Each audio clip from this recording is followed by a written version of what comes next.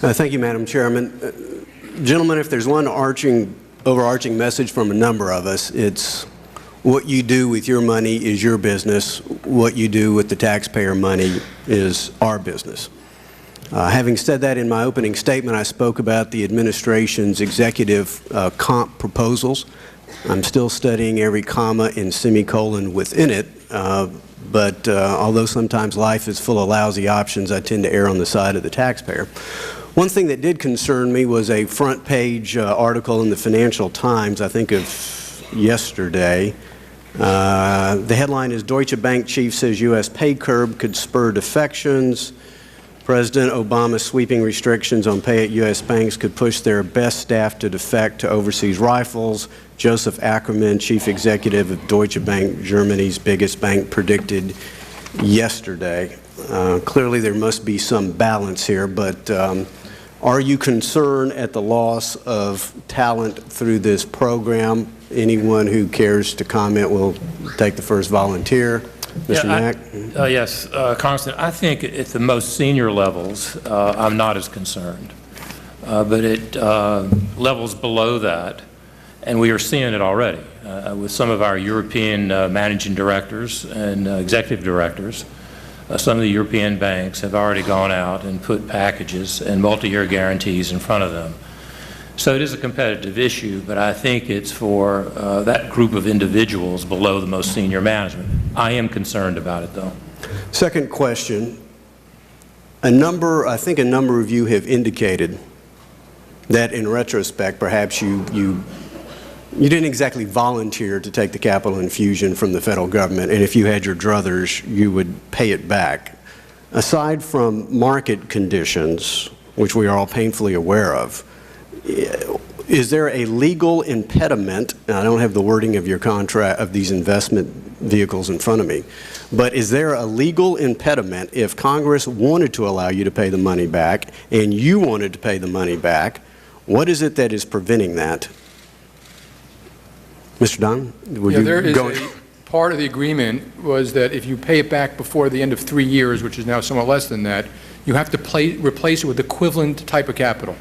So a lot of the firms that might want to pay it back don't want to go raise all that capital, which they don't necessarily think they need. So that is a legal impediment at this point. Chairman Frank mentioned that may get changed, but that has not been changed yet. Other comments?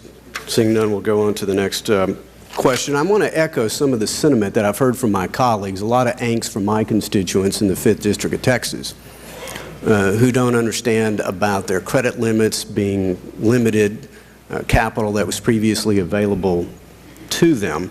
I'm curious, as you continue to hear a message from many in Congress saying loan, loan, loan, I continue to hear anecdotes from bankers I know saying they're hearing the opposite message from their regulators saying contract, contract, contract. Now all this evidence I'm hearing so far is anecdotal, but could somebody speak to that, that dynamic?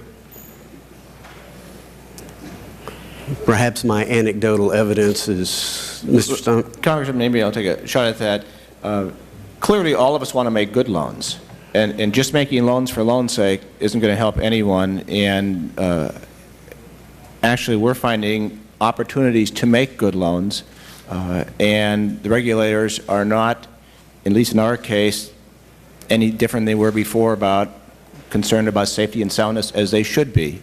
But we're not being encouraged by them not to make loans. Anybody else wish to comment on that? If not,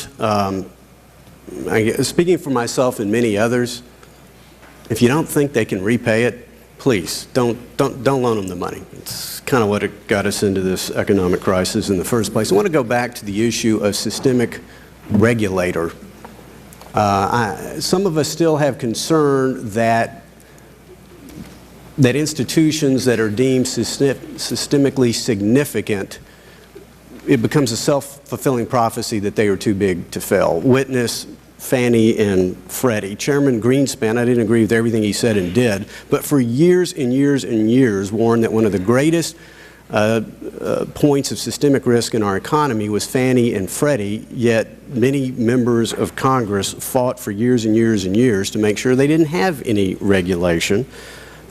Many said that Congress would never bail them out, and now we have bailed them out. And so does that not become a self-fulfilling prophecy? Time has expired.